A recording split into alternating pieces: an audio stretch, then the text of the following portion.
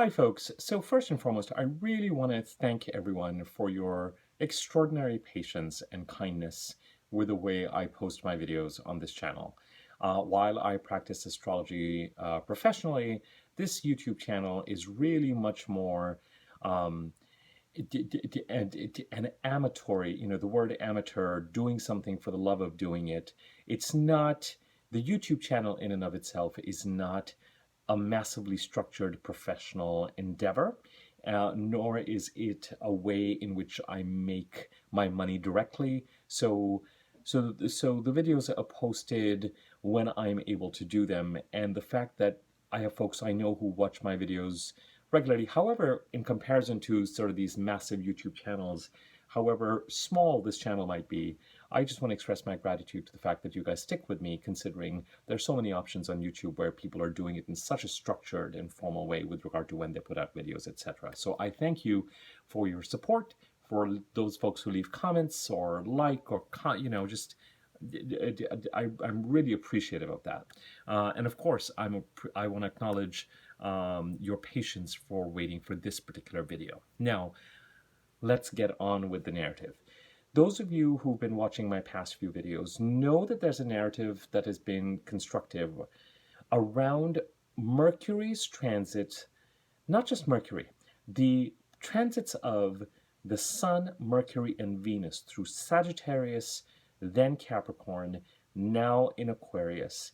And this Leo full moon that's happening tomorrow is absolutely in conversation with this energy. So let me explain. I had said to you that, well, let's do it this way.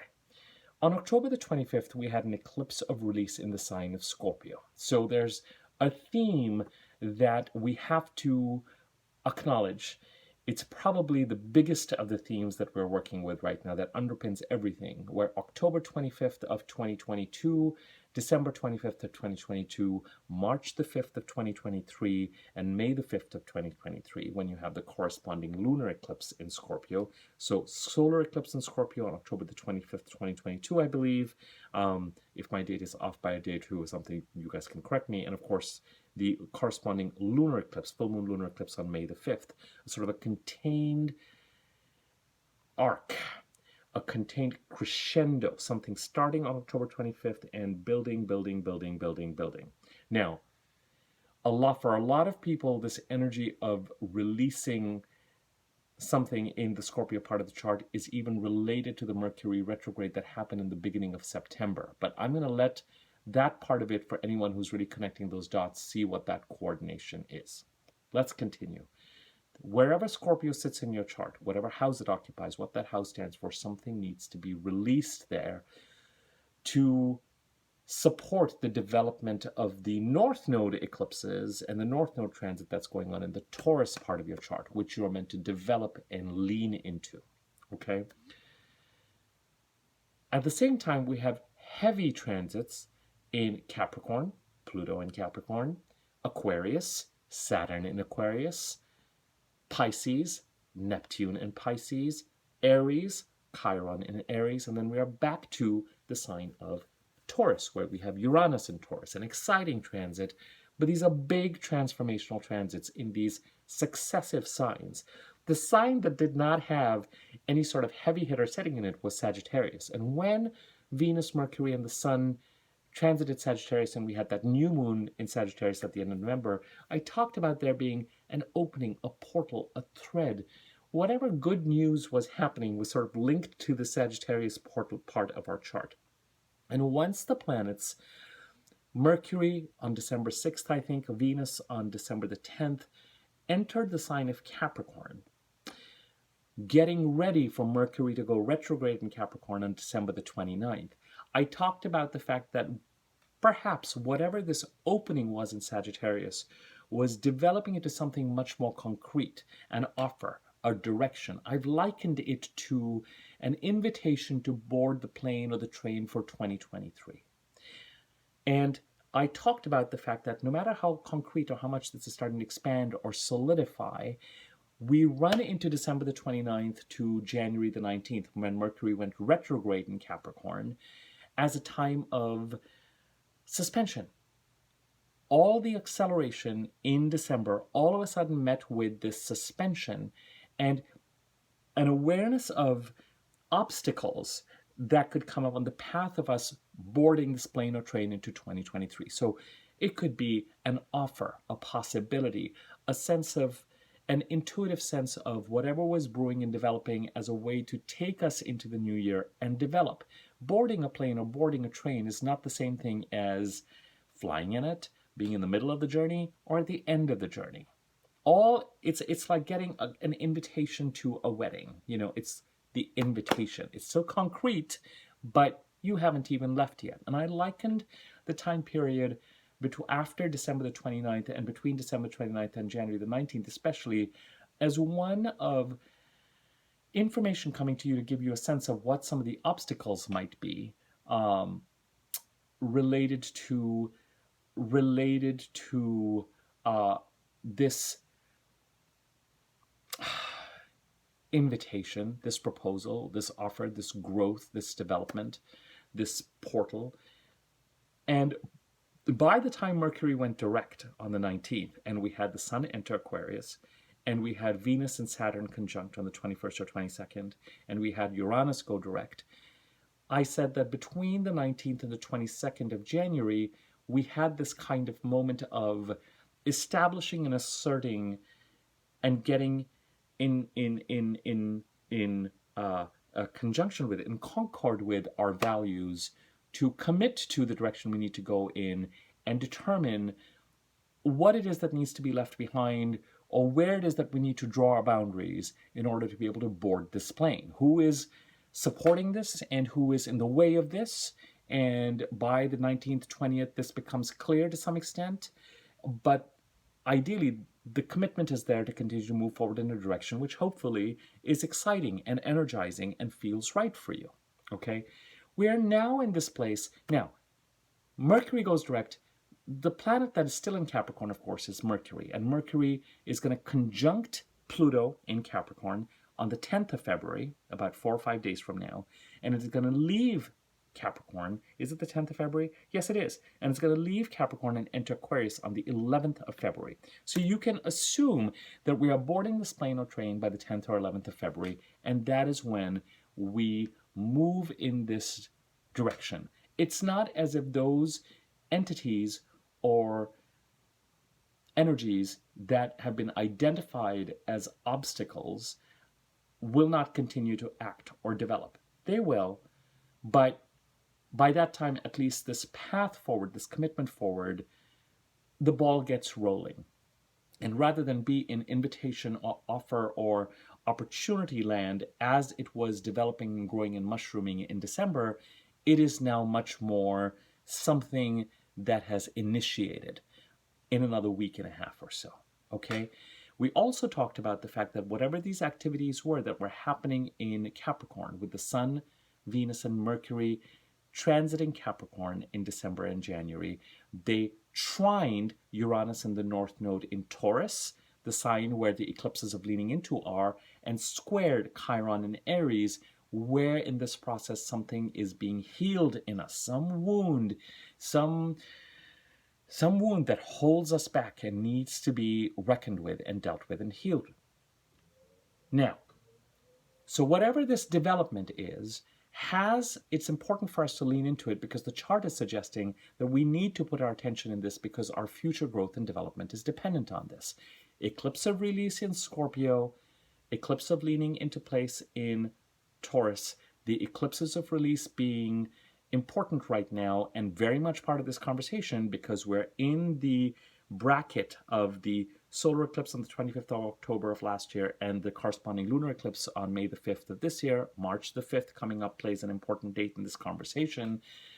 Sagittarius providing the portal, Capricorn concretizing it, and the conjunctions with Pluto continuing to transform the sign of Capricorn with us, the conjunction of Venus of Pluto and the Sun in Pluto, and now Mercury and Pluto finally on the 10th of February, continuing this conversation of what was developing and brewing through the end of November and into December that is transforming the part of the chart where Capricorn sits in your chart in a way that supports where Taurus sits in your chart. And helps us move forward. The obstacle to this, one could say, may very well be the energies in Aquarius, the next house where Saturn sits, and where Saturn was, until the last couple of years, squaring Uranus in Taurus. And what is at stake on some level, what may need to be released or left behind or sacrificed, could very much be where Pisces sits in your chart and where Neptune is. And where a corresponding healing is occurring and a new beginning is occurring is where Aries is, with Jupiter creating this new beginning till May. And indeed, this new beginning started last year between May and October of last year, 2022, and now is getting concretized and finalized. And we've got Chiron in Aries, very much part of the conversation. The Libra full moon that I think is going to happen around the 5th of April or 4th of April, very much in conversation with Jupiter and Aries.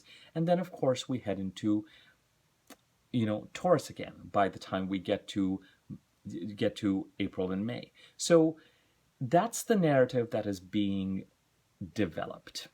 And this full moon that occurs in the sign of Leo, the opposite of Aquarius, where we are dealing with the obstacles, is squaring Uranus in Taurus and trining Chiron in Aries.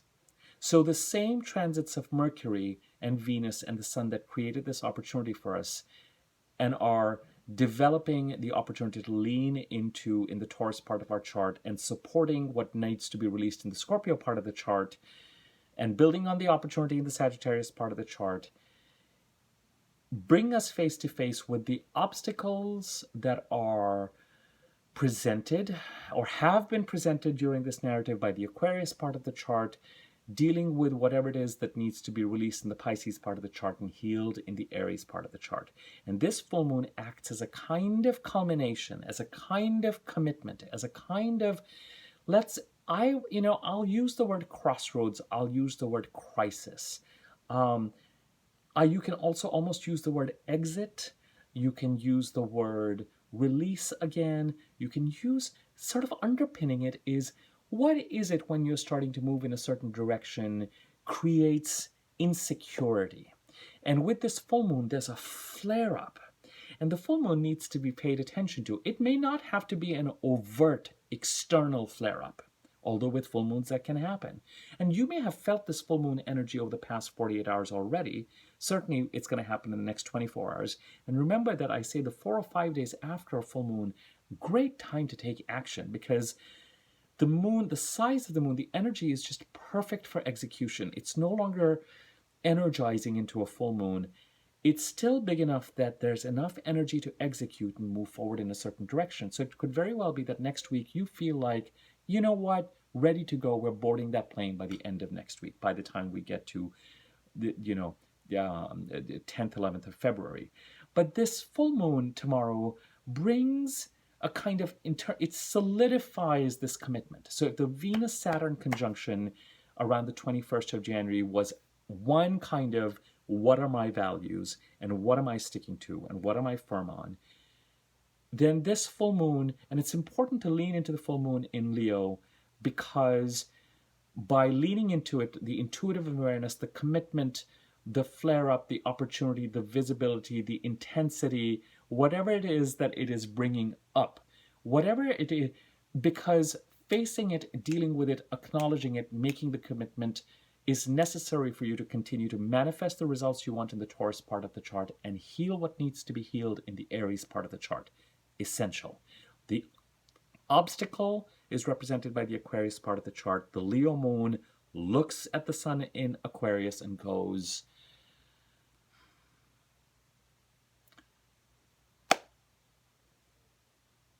this is my relationship with this obstacle. It is not going to hinder my path. And if it means that in the process something gets to be subsequently or consequently released, what is your responsibility towards yourself when it comes to facing or dealing with people or situations symbolized by the Aquarius part of the chart that are obstacles. The responsibility symbolized by Saturn's transit in Aquarius till March the 6th. What is the most, what, facing it emotionally, intuitively, being clear about what needs to be released, being clear about what needs to be contended with, honored, given a place seat at the table, and what doesn't, being clear that the consequences might have something to do with the Pisces part of the chart, being clear about where you're going to draw your boundaries and where you're not, where you're going to take action, where you're not, what actions you're going to take as you head towards some sort of a departure. They're always, the to-do list expands, and there are things that can be accommodated and things that are not. Leo being a sign of pride, of your heart, of it's an assertive, self-assertive sign. It's a warm moon as you get ready to commit to whatever has been assigned as an intuitive direction for 2023 and announced in December. This weekend, at least internally, allows you to get clear about who or what is going to be in the boat with you and who or what is not. More action will be taken next week. And as Mercury gets ready to go into Aquarius, we at least go ahead and board the train or board the plane or head towards the wedding or head towards the banquet table to start to avail of the opportunity. As we head towards the middle of February, there are a couple of transits that are tricky, and I'll talk more about them in subsequent videos. In the middle of February, the Sun conjunct Saturn and Venus conjuncts Neptune in Pisces. The Sun conjuncts Saturn in Aquarius and Venus conjuncts Neptune in Pisces. Making whatever commitment you're making as a result of this full moon does not mean that the obstacle or whatever needs to be released or given up or what is tied up with whoever the obstacle is and what needs to be released to allow you to avail of the Taurus opportunity and release the Scorpio, whatever needs to be released there, and heal the Aries part of the chart, does not mean that the obstacle goes away. Does not mean that those forces or entities that are somehow in the way of your self-development just disappear. And as you head towards the middle of February, you will be asked to, and this energy is in conversation now because the full moon is opposing the Sun in Aquarius, and by the 15th, the Sun is going to meet up with Saturn and Venus in Pisces, which indicates that there's something at stake that you probably need to protect because that conjunction with Neptune indicates theft or deception. You will still continue to contend with. But the commitment to the direction and the path forward that this full moon solidifies is going to be essential fuel to make the exit, to exit what needs to be exited in order to board what you need to board and move forward and ahead. Okay, the Sun is, of course, the ruler of the chart because it's a full moon in Leo and the Sun rules Leo, but the Sun is in Aquarius. So again, we've got Saturn in Aquarius and Uranus in Taurus, and those are the two rulers in Aquarius.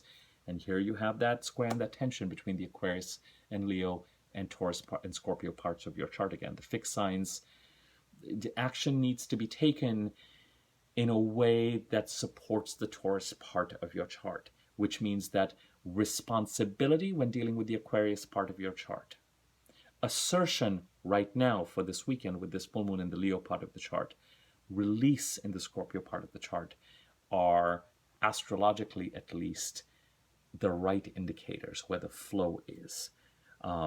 And the full moon in Leo is what needs to be paid most attention to, at least over the next 24 hours, and what that leads to over the next week, because that's the key that unlocks these squares and allows all these energies to work correctly. By the middle of February, there's going to need to be some boundary setting, but this full moon gives you the firepower to do that. By the time we get to another full moon a month from now, that full moon, again, trines from Virgo, supports the Taurus energy. So the conversations continue with these full moons and with this activity. So in some ways, this thread, this narrative that we've been building since November, December is now coming to a kind of culmination. But the chart doesn't culminate. Life doesn't stop when a transit or a set of transits or an energies ends in transitions. They continue to transition. And so by making the commitment and availing of whatever's been offered and whatever is transforming in the Capricorn part of the chart to support the Taurus part of the chart and the release in the Scorpio part of the chart and the healing in the Aries part of the chart and temporarily the assertion in the Leo part of the chart, as we head further into February, is going to mean that we're going to need to contend with some of the drama we're going to deal with in the Aquarius and Pisces parts of the chart by the middle of February. That's all I want to say for now. I hope you found this useful, helpful. Share, comment, like by all means, subscribe, click on the bell icon next to the subscribe button and the wiggly bell so that you know when I do new videos. And I thank you again for your time. I'm very much a channel where knowing your chart is helpful, at least to know which houses things are in. So, you know, whoever this resonates with, thank you for your time. Take care.